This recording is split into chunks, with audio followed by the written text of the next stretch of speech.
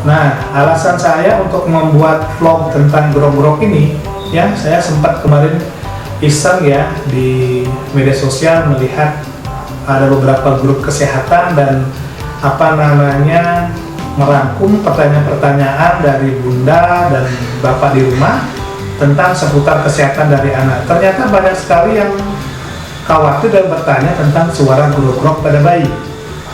Nah, kira-kira untuk penjelasan kita kali ini, apakah grok-grok pada bayi itu berbahaya apa tidak? Oke, nanti kita kupas satu persatu ya. Oke.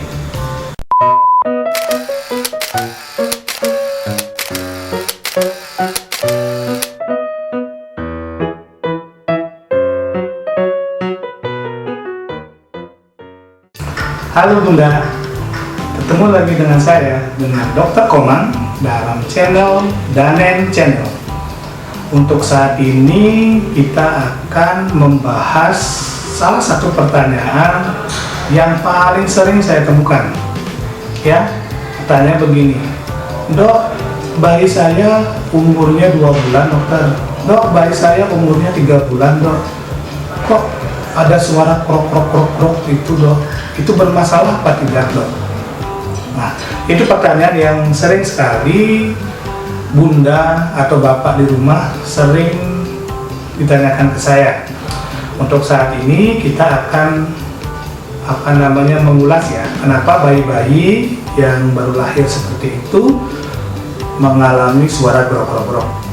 Oke, tapi seperti biasa, bagi bunda yang baru bergabung, jangan lupa untuk subscribe channel ini ya, dengan cara menekan tombol subscribe, kemudian share kepada bunda-bunda yang lain agar bunda yang lain mendapatkan juga informasi yang bermanfaat juga. Terima kasih. Oke, nah ada ilustrasi begini ya, datang seorang ibu muda ya, biasanya ibu-ibu muda ini datang ke praktek saya pribadi atau ke poli anak, kemudian beliau bertanya kepada saya dengan menggendong bayinya, Dok, anak saya mengalami sesak nafas dok. Dok, anak saya batuk pilek dok. Seperti itu. Nah, sekarang saya tanya berapa usia anaknya. Nah, usia anaknya ada yang 2 bulan, ada yang 3 bulan, ya, ada yang 4 bulan gitu. Nah, kemudian saya setelah melakukan pemeriksaan, ternyata paru-parunya itu bersih. Dan rata-rata keluhan dari orang tua dan mereka sangat khawatir karena terjadi suara grok-grok-grok ya, itu dari keterangan dari orang tua, itu suara grok-grok pada bayinya. Nah, itu yang bikin orang tua sangat khawatir. Oke, nah untuk suara grok-grok-grok pada bayi itu sebenarnya begini. Untuk bayi yang baru lahir, itu sistem pernapasannya ya, terutama lubang-lubang pernapasan itu masih diameternya masih kecil ya.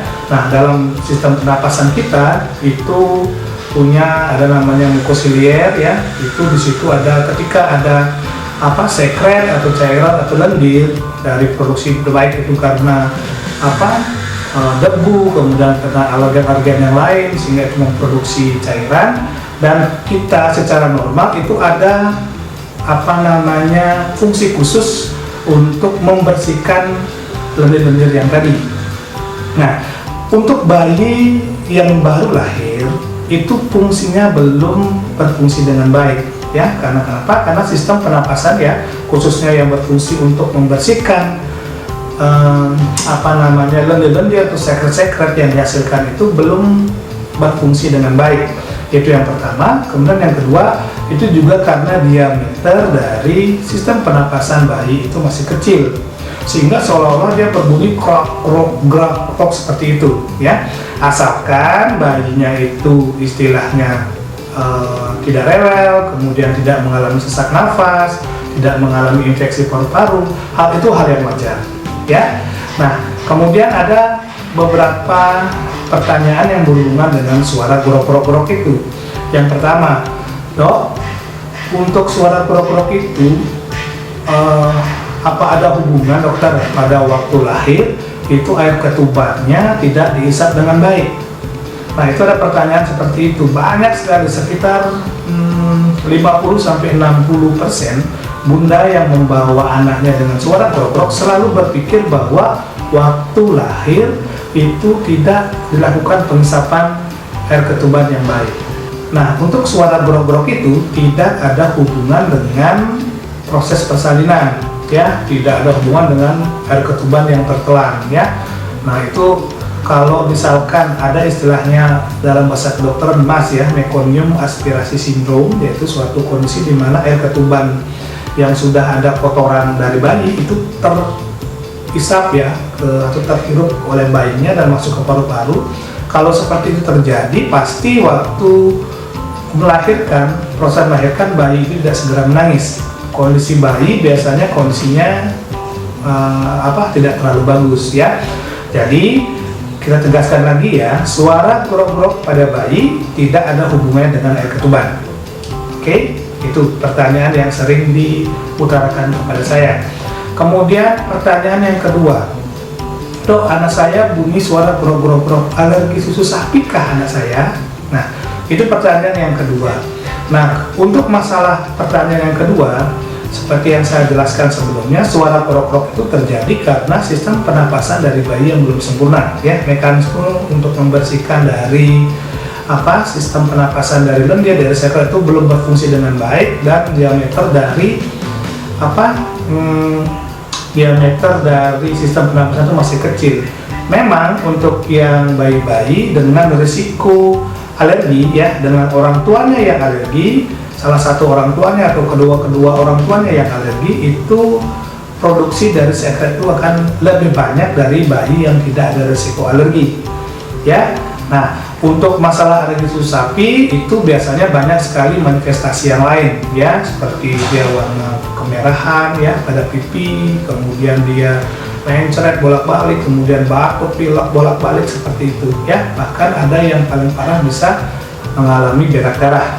Nah, untuk informasi gejala klinis dari alergi susu sapi itu saya sudah membuatkan videonya, silakan ditonton di video sebelumnya, ya, untuk masalah bagaimana cara mengenali alergi susu sapi.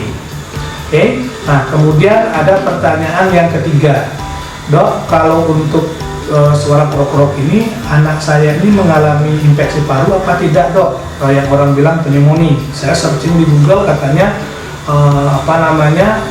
bayi seperti ini mengalami pneumonia.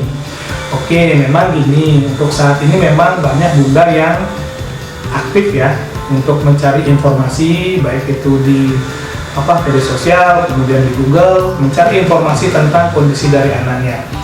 Oke, untuk menjawab pertanyaan itu, untuk pneumonia itu sendiri atau infeksi paru itu ada step-step khusus untuk mendiagnosis itu. Nah, untuk suara krok-krok itu tidak ada korelasinya dengan pneumonia. Kalau pneumonia, anak bunda mengalami pneumonia, biasanya anak bunda itu mengalami sesak nafas, ya, bahkan bisa menyebabkan terjadinya kebiruan, ya, selain sesak nafas, kemudian terjadi batuk yang sangat produktif, ya, kemudian ada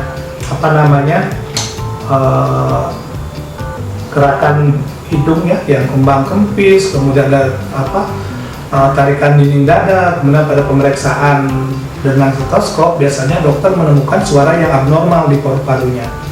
Nah, ketika dokter menemukan seperti itu, pasti dokter akan menyarankan melakukan pemeriksaan penunjang seperti pemeriksaan ronsen. Nah, dari ronsen itu akan kelihatan apakah memang benar mengalami pneumonia atau tidak, ya. Nah, kemudian pertanyaan yang selanjutnya, dok, kira-kira untuk suara krok-krok itu bisa sembuh sendiri nggak, dok? Atau seperti apa yang mesti saya lakukan gitu? Nah, untuk menjawab pertanyaan itu, untuk suara krok-krok itu, ya, pengalaman pasien yang saya tangani itu biasanya akan membaik dengan sendirinya, ya. Bunda tidak usah khawatir, sepanjang itu murni karena suara krok-krok karena sistem pernapasan yang belum sempurna, kemudian karena diameter dari penapasan yang masih kecil, itu biasanya membaik kok, ya. Kita istilahnya tidak usah khawatir bunda, semakin besar usianya nanti itu akan membaik sendiri. Tetapi ingat bunda, ketika suara grok-groknya itu semakin parah, ya, disertai dengan adanya tanda-tanda sesak nafas, kemudian ada tanda-tanda kebiruan, batuknya yang terlalu produktif, segera dibawa ke dokter, ya. Dan Nanti dokter yang akan melakukan pemeriksaan lanjutan dan akan melakukan penanganan lebih lanjut seperti itu ya. Nah, kemudian pertanyaan selanjutnya untuk pencegahan ya, seperti pertanyaan yang tadi, pencegahan seperti apa? Nah, untuk bayi-bayi yang mengalami krok-krok, ya khususnya yang ada riwayat alergi, ya keturunan alergi dari orang tua, dari bapak atau dari ibunya, itu hindarilah alergen-alergen yang bisa memicu reaksi alergi. Contohnya adalah semua jenis asap ya, asap rokok, kemudian asap pembakaran sampah ya, kemudian debu-debuan juga ya, debu sofa, debu korden, debu tempat tidur, apa semua ya. Nah, kemudian hal-hal yang memicu itulah kita minimalkan sekali untuk bersinggungan dengan bayi kita ya. Nah, kemudian pertanyaan yang paling terakhir, berbahayakah dok suara krok-krok pada bayi? Nah, dari ulasan yang tadi kita bisa simpulkan bahwa suara krok-krok pada bayi ya itu bukan hal yang berbahaya ya. Itu biasanya dia akan hilang sendiri sesuai semakin besar usianya dari bayi. Tetapi ketika suara krok-krok itu semakin parah, kemudian disertai dengan sesak nafas, kemudian disertai dengan ada warna kebiruan, kemudian ada tarik-tarikan dari dinding dada, segeralah dibawa ke dokter terdekat ya, supaya dilakukan investigasi lanjutan. Oke, nah kira-kira seperti itu dulu ya penjelasan saya tentang suara krok-krok pada bayi. Semoga informasi ini bisa memberikan manfaat yang berguna bagi bunda-bunda di rumah. Sampai ketemu lagi di episode yang akan datang. Bye-bye.